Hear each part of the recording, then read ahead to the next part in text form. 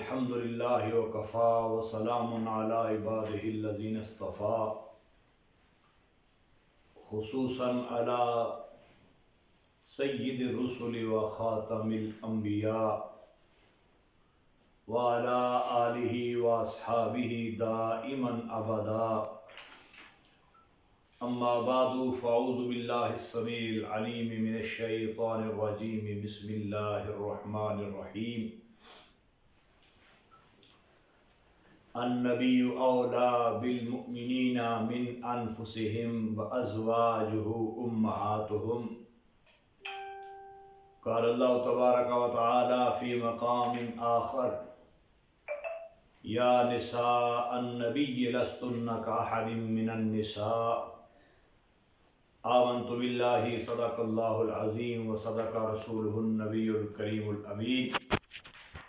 ان اللہ وملائکتہ یصلون علی النبی یا ایہا الذین آمنوا صلوا علیہ وسلموا تسلیما الصلاۃ والسلام علیک یا سیدی یا رسول اللہ وعلی آلک واصحابک یا حبیب اللہ الصلاۃ والسلام علیک یا خاتم النبیین وعلى آلك وأصحابك يا شفيع المذنبين رب صل وسلم دائما أبدا على حبيبك خير الخلق كلهم يا رب بالمصطفى بلغ مقاصدنا واغفر لنا ما مضى يا واسع الكرم رب صل وسلم دائما أبدا علی حبیبک خیر الخلق کلہم اللہ رب العزت جل وعلا کی حمد و ثنا اور اس کے حبیب لبیب دلوں کے طبیب سرور کائنات مفخر موجودات باعث تخلیق کائنات عادی السبل ختم الرسل مولا کل آئینہ حق نما مظہر ذات کبریا قاسم رزق خدا احمد مجتبیٰ جناب محمد مصطفیٰ علیہ تحیت و ثنا کے دربار گہربار میں ہدیہ درود و سلام عرض کرنے کے بعد نہایت ہی معزز و محتشم سامعین و ناظرین السلام علیکم ورحمۃ اللہ وبرکاتہ۔ اللہ رب العزت جل وعلا کے فضل و کرم سے ماہ مقدس رمضان شریف کے بابرکت لمحات کے اندر عشرہ رحمت میں ہر روز نئی سہانی صبحوں کے اندر ہمیں فہم دین کورس کے اندر شرکت کی سعادت حاصل ہو رہی ہے۔ میری دعا ہے اللہ رب العزت جل شانہ جتنے احباب ہمارے اس حق کے سفر میں شریک ہیں یا آن لائن اس پروگرام کے اندر روزانہ شرکت کی سعادت حاصل کرتے ہیں، مختلف شہروں سے اہل محبت، اہل عشق، اہل سنت و جماعت اس قافلہ کی رونق بنتے ہیں۔ اللہ رب العزت ان تمام کو اپنے خصوصی فضل و کرم کا حصہ نصیب فرمائے۔ اب عزیز وقار چونکہ ہم اہل سنت و جماعت ہیں، اللہ کریم نے ہمیں یہ سعادت عطا فرما رکھی ہے کہ ہمارے قلوب و اذہان کے اندر اور ہمارے محبتوں بھرے سینوں کے اندر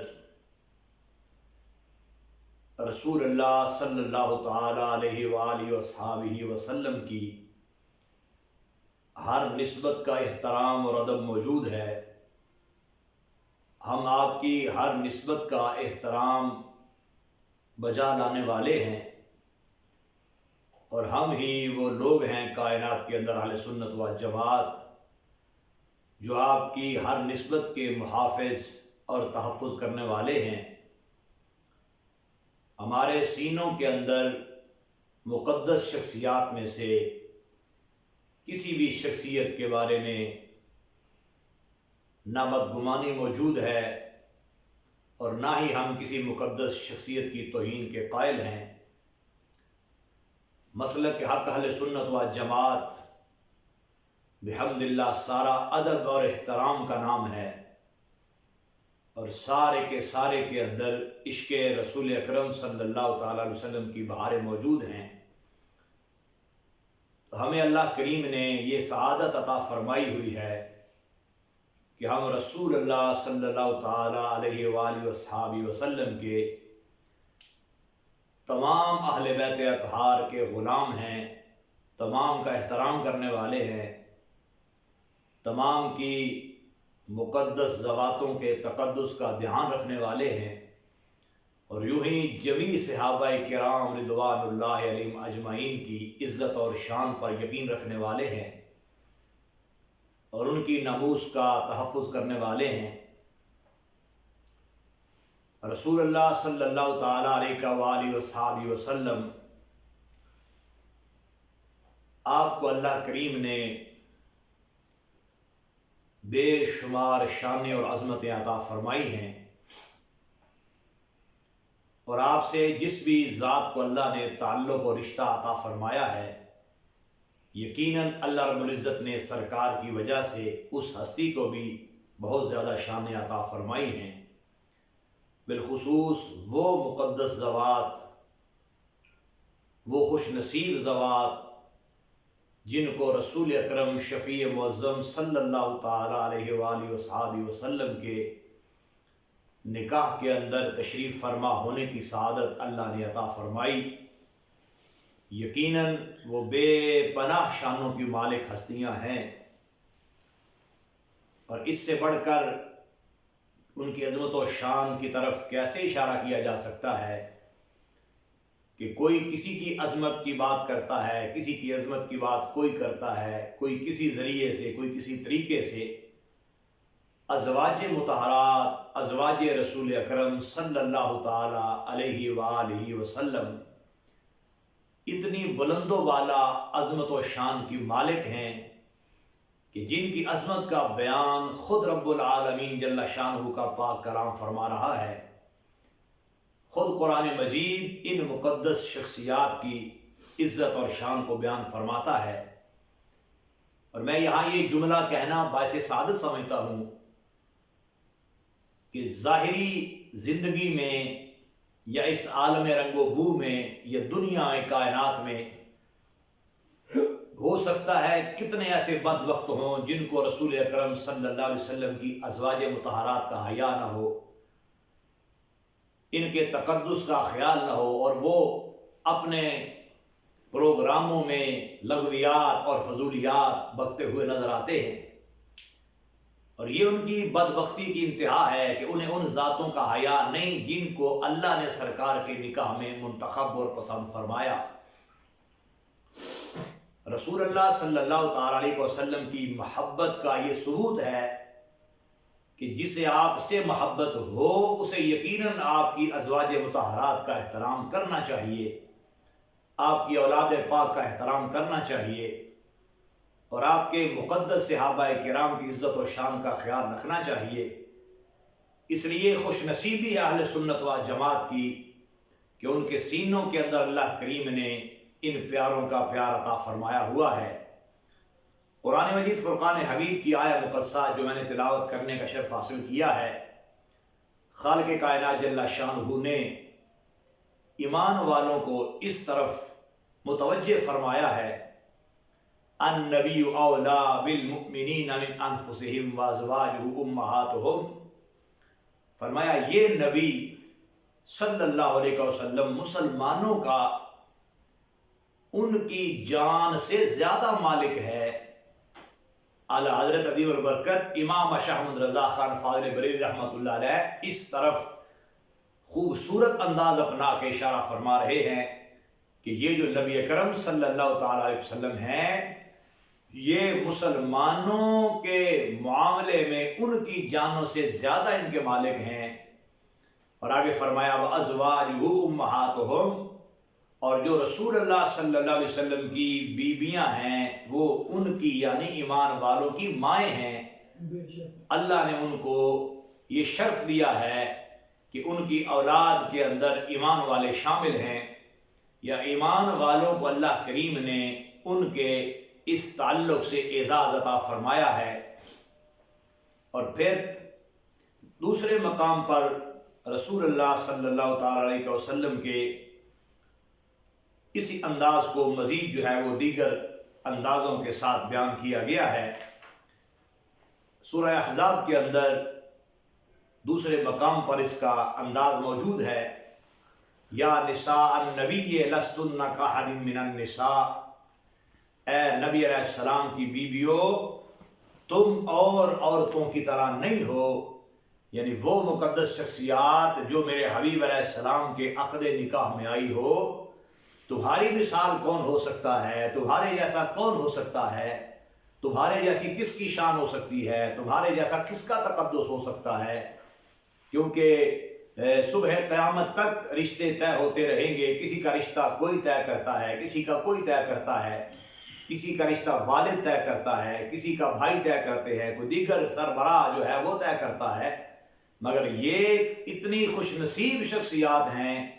کہ جن کے نکاح کا انتخاب سرکار کے لیے خود اللہ کی رحمت نے فرمایا ہوا ہے۔ اس لیے کوئی بڑا بدبخت اور مردود اور پھٹکار اور دھتکار والا لعنتی ہوگا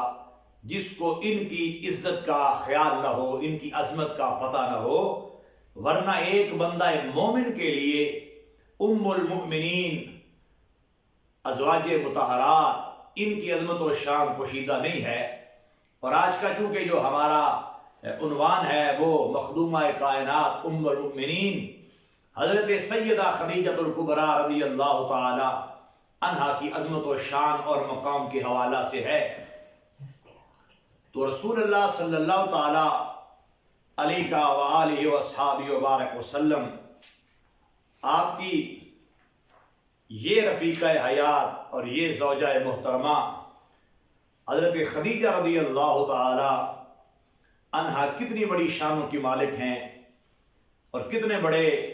مقام اور مرتبے کی مالک ہیں۔ صحیح بخاری شریف کے اندر یہ انداز موجود ہے، اور حدیث شریف حضرت مولا علی مرتضیٰ شیر خدا رضی اللہ تعالی عنہ سے مروی ہے۔ تو اس لیے میں پھر ایک بار یہ جملے کہوں گا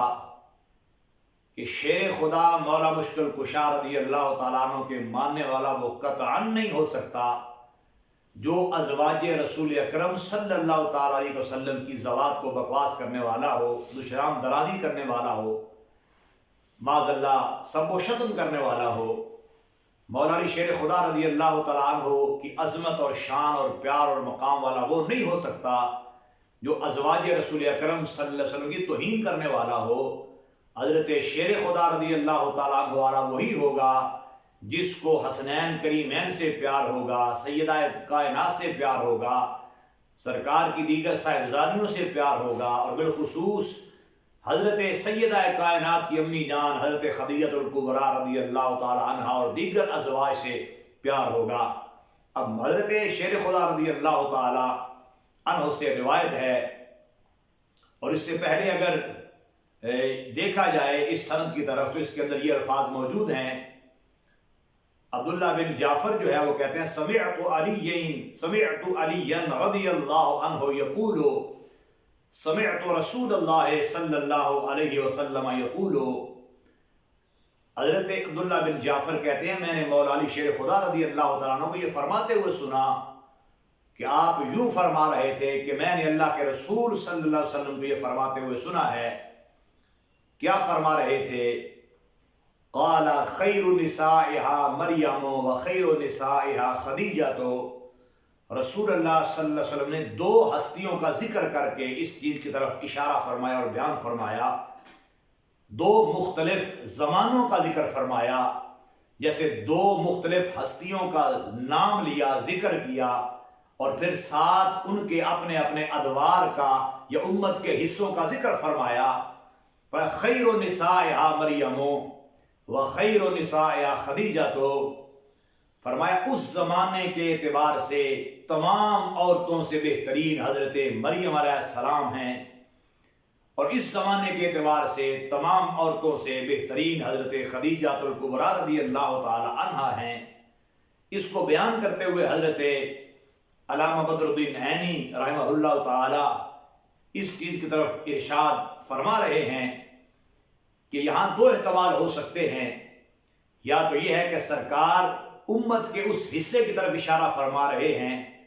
کہ اس امت کے حصے کی جو عورتیں ہیں ان کے اندر فضائل اور مناقب کے اعتبار سے اللہ نے سب سے زیادہ شان حضرت مریم علیہ السلام کو عطا فرمائی، اور اس دوسرے حصے کے اندر اللہ نے عورتوں میں سے حضرت خدیجہ رضی اللہ تعالی عنہا کو عظمت و شان عطا فرمائی۔ یا پھر آپ فرماتے ہیں کہ اس سے احتمال مراد یہ ہوگا کہ جو زمانہ ہے، جو عرصہ ہے، جو دور ہے، تو اس کے اعتبار سے رسول اللہ صلی اللہ علیہ وسلم بیان فرما رہے تھے خیر نسائہا، مریم کہنے کا مطلب کیا، ای نساء زمانہا، اس زمانے کی جتنی عورتیں ہیں، اس مقدس زمانے کی جتنی نساء ہیں، ان سے سب سے زیادہ شان اللہ نے ان کو عطا فرمائی، ای نساء زمانہا۔ اور پھر اسی طرح دوسرے انداز کے اندر بھی بیان فرمایا کہ اللہ رب العزت جل شانہ نے انہیں وہ شان عطا فرمائی ہے، مقام عطا فرمایا ہے، مرتبہ عطا فرمایا ہے کہ اللہ نے انہیں عظمتوں اور عزتوں کے تاج عطا فرمائے ہیں۔ اور خود ام المؤمنین سیدہ عائشہ صدیقہ رضی اللہ تعالیٰ عنہ اس چیز کا بیان فرماتی ہیں کہ رسول اللہ صلی اللہ علیہ وسلم اکثر اپنی ازواج کے پاس تشریف فرما ہوتے ہوئے حضرت سیدہ خدیجہ الکبریٰ رضی اللہ تعالیٰ عنہا کی عظمت و شان کا بیان فرماتے تھے، آپ کے اوصاف اور خصائل کا بیان فرماتے تھے، آپ کی سخاوت کا، آپ کی پارسائی کا آپ جو ہے وہ بیان فرماتے رہتے تھے، یہاں تک کہ ازواج باقاعدہ آپ کی ذات پر رشک کرنے لگی تھی کہ کتنی زیادہ عظمت و شان والی ہیں آپ، کتنے زیادہ مقام والی ہیں آپ۔ تو اس لیے بندہ مومن کو اس طرف متوجہ رہنا چاہیے، کون سا ایسا بیٹا ہوگا جسے اپنی ماں کا حیا نہ ہو، جسے اپنے ماں کے تقدس کا پتہ نہ ہو، اپنے ماں کی عزت کا پتہ نہ ہو۔ اس لیے بندہ مومن کے لیے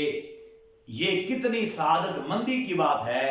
کہ اس کے سینے اور دل و دماغ کے اندر اللہ نے ان مقدس شخصیات کا پیار عطا فرمایا ہے۔ اور خود حضرت سیدہ خدیجہ الکبریٰ رضی اللہ تعالیٰ عنہا آپ کتنی بڑی شانوں کی مالک ہیں، اور آپ نے سرکار کے عقد نکاح میں آ جانے کے بعد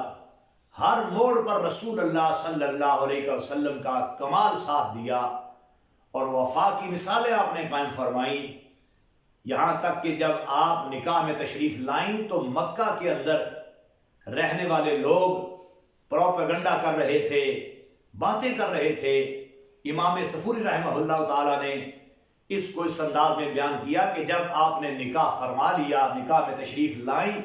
تو چونکہ آپ کی مالداری بڑی مشہور تھی، تجارت بڑی مشہور تھی، نام و نسب اور شرف و نسب بڑا مشہور تھا، تو مکہ کے رؤساء سردار اکٹھے ہو کے آپ کو یہ کہنے لگے کہ یہ آپ نے کیا کر دیا، نعوذ باللہ آپ نے ایک فقیر بندے سے نکاح کر لیا ہے، آپ اتنی مالدار ہیں، اتنا آپ کے پاس مال ہے، اتنی آپ کی تجارت ہے، اتنے اسباب آپ کے پاس ہیں، تو آپ نے یہ ایسا کیا کر دیا ہے۔ یہاں تک کہ معاذ اللہ امام صفوری بیان فرماتے ہیں لما تزوج خدیجہ، تو جب شادی ہوئی، ان النبی صلی اللہ علیہ وسلم لما تزوج خدیجہ کثر کلام الحساد فیہا، جب سرکار نے آپ سے نکاح فرمایا تو حسد کرنے والوں کی باتیں اور زیادہ بڑھ گئیں، فقالوا ان محمدا فقیر وقد تزوج باغنى النساء، کہ معاذ اللہ سرکار ایک فقیر ہیں اور عورتوں میں سے سب سے امیر عورت سے آپ نے نکاح کر لیا ہے، یہ پروپیگنڈا کیا جا رہا تھا۔ فَكَيْفَ رَضِيَتْ خَدِيجَةُ بِفَقْرِهِ، تو معاذ اللہ کہہ رہے تھے کہ سیدہ خدیجہ کیسے راضی ہوں گی کہ جب انہیں ایک فقیر شوہر ملا ہے، معاذ اللہ اس طرح کا پروپیگنڈا جب وہ کر رہے تھے، یہ بات حضرت خدیجہ رضی اللہ تعالیٰ عنہ تک پہنچی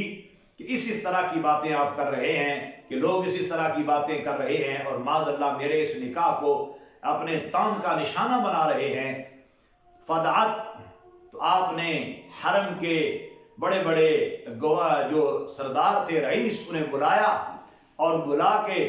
آپ نے انہیں گواہ بنا کے کہا ان جمیع ما تملکہ لمحمد صلی اللہ علیہ وسلم،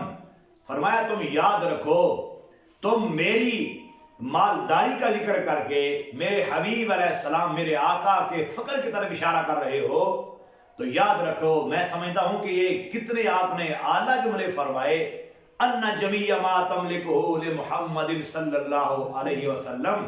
آپ نے گواہ بنا کے انہیں کہہ دیا کہ یاد رکھو جو کچھ تجارت کا اثر ہے، جو کچھ مال ہے، جو کچھ بھی ہے، وہ سارا میرے آقا کریم کا ہے، میرے شوہر نامدار کا ہے۔ اس لیے کوئی بندہ اس چیز کی طرف جو ہے وہ اشارہ نہ کرے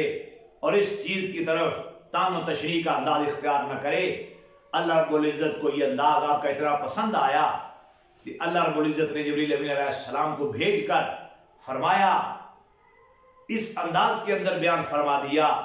جبریل امین علیہ السلام تشریف لائے اور آ کے کہا ان اللہ یکرئک السلام،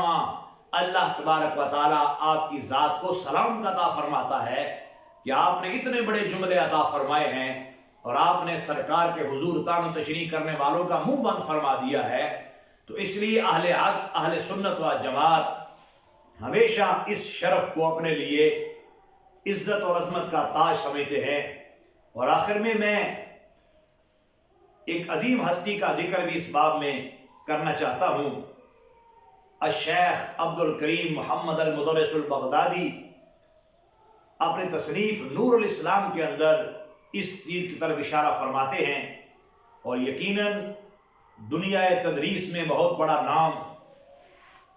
اور دنیا تصوف میں بہت بڑا نام،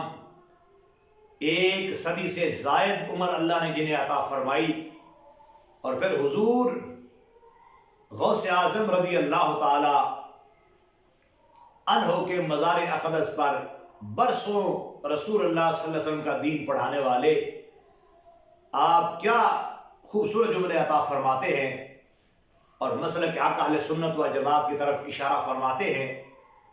آپ فرماتے ہیں وَمِن مُحَبَّتِهِ صلی اللہ علیہ وسلم احترام آلہ من ازواجہ، فرمایا رسول اللہ صلی اللہ علیہ کا وبارک وسلم کی محبت کی دلیل یہ ہے، یعنی کوئی بندہ آپ سے محبت کا دعویٰ کرے، محبت کا قول کرے، تو اس کی محبت سچی ہونے کے لیے اس کے دعوے کی دلیل کیا ہے کہ وہ رسول اللہ صلی اللہ علیہ وسلم کی ازواج کا احترام کرنے والا ہو، حضور کی آل کا احترام کرنے والا ہو۔ اگر اس طرف وہ متوجہ ہے تو سمجھے اس کی محبت مصطفیٰ سچی ہے۔ تو اس لیے یہ چیز ذہن میں رہے کہ یہ آج کی کوئی گھڑی ہوئی سوچ نہیں ہے کہ صحابہ کرام کا تقدس اس کا دھیان رکھا جائے جیسے اہل بیت اطہار کے مقام کا دھیان رکھا جاتا ہے۔ یہ نئے لوگ اور نئی سوچ جنریٹ کی جا رہی ہے اور اس کو لانچ کیا جا رہا ہے کہ شاید صرف تقدس اہل بیت اطہار کا ہے، اصحاب کبار کا نہیں ہے۔ اہل سنت کا یہ نظریہ ہے کہ اللہ نے انہیں بھی شان عطا فرمائی ہیں، اللہ نے انہیں بھی شان عطا فرمائی ہیں، انہیں بھی مقام عطا فرمایا ہے، انہیں بھی مقام عطا فرمایا ہے۔ اس لیے شیخ کتنی خوبصورت بات ارشاد فرماتے ہیں، تو میں اس مقام پر یہ ساتھ ضرور کہنا چاہوں گا کہ بات یہ ہے کہ کسی کا تعلق بہت بڑی خانقاہ سے ہو، بہت بڑے ادارے سے ہو، بہت بڑے جامعہ سے ہو، بہت بڑے آستانے سے ہو، اگر مسلک کے عقائد و نظریات پر وہ کاربند ہے تو سبحان اللہ، اس کی بڑی عظمت و شان ہے۔ لیکن اگر مسلک سے منحرف ہے، مسلک سے اعراض کیے ہوئے ہے اور غیروں کا اعلیٰ کار بنا ہوا ہے، غیروں کی گود میں جا کے بیٹھا ہوا ہے، غیروں کا مطیع اور فرما بردار اور ترجمان بنا ہوا ہے، تو پھر اس کی کسی نسبت کا اعتبار نہیں کیا جاتا۔ نسبت سب سے بڑی یہ ہے کہ وہ اپنے اکابرین کے نظریات پر قائم ہے کہ نہیں، اپنے اکابرین کے نظریات پر کاربند ہے کہ نہیں۔ اس لیے سب سے پہلے مسلک اہل سنت سے وفاداری کو دیکھا جائے گا کہ مسلک کا وفادار کتنا ہے، مسلک کا حقدار کتنا ہے، مسلک کا ترجمان کتنا ہے، مسلک کا محافظ کتنا ہے، اور مسلک کے لیے کس حد تک مخلص رہنے والا ہے۔ اس لیے آج بہت سے لوگ اپنا روپ بدل کر اور نئی نئی شکلیں اور چالیں ڈھال کے بنا کے اپنے آپ کو سنیوں کا ٹھیکیدار ثابت کرنے کی کوشش کر رہے ہیں۔ ایسے انداز میں ضرورت ہے اس چیز کی، دیکھا جائے کون نظریات اہل سنت کے ساتھ کھڑا ہے، کون نظریات اہل سنت کا ترجمان ہے، کون نظریات اہل سنت کا محافظ ہے، کون عقائد اہل سنت کا پاسبان ہے، اور عقائد اہل سنت کے ترویج و اشاعت کے لیے اپنا رات دن ایک کیے ہوئے ہے۔ اللہ رب العزت ہمیں اسی سوچ پر، فکر پر ڈٹے رہنے کی توفیق عطا فرمائے۔ اللہ رب العزت ہمیں بہروپیوں کی نئی نئی چالوں سے محفوظ رکھے۔ وآخر دعوانا ان الحمد للہ رب العالمین۔